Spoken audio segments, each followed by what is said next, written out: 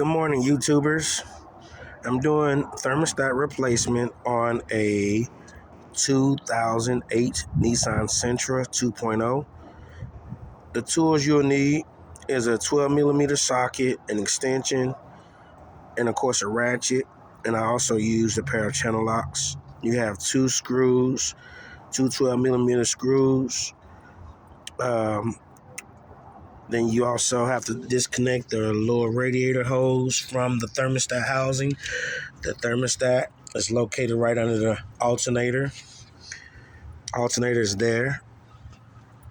This job shouldn't take no more than 20 minutes.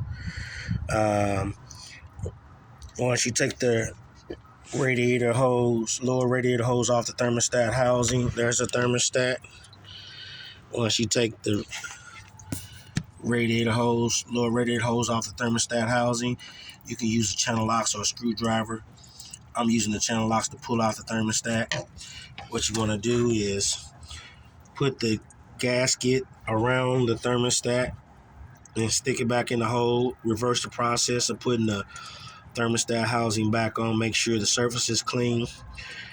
Put your bolts back in. Connect your lower radiator hose back to the thermostat housing. Fill the system. I always fill the system through the radiator here. And then top off the radiator reservoir, which is right here. It takes about 40 minutes to an hour to bring the car up to operating temperatures for the thermostat to open up. Make sure your fans kick on to help cool the engine down. Once that happens, I say 10 to 15 minutes after, turn the car off. Let the car settle down a little bit. Check your fluid.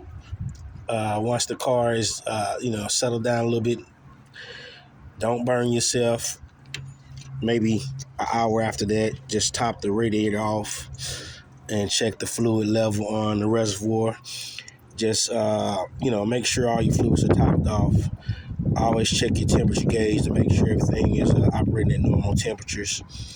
Make sure the car is not overheating. If it is, just repeat the process of revving the engine up a little bit to kind of get the thermostat to open and circulate all the fluids throughout the engine. I say 2,500. Just kind of get your RPMs up about 2,500. After you do that, maybe a couple of minutes after, shut the car off, let it cool down, and repeat the process to make sure the fluids are topped off and everything like that, and you should be good. That's pretty much it on this particular job. It's like I said, it should take about 20 minutes to do the job, maybe a little longer. You waiting for the car to cool down to check the fluids and the radiator and the reservoir jug. But just to do the thermostat, you're looking at about 20 minutes. Alrighty, you all have a good day. Thank you.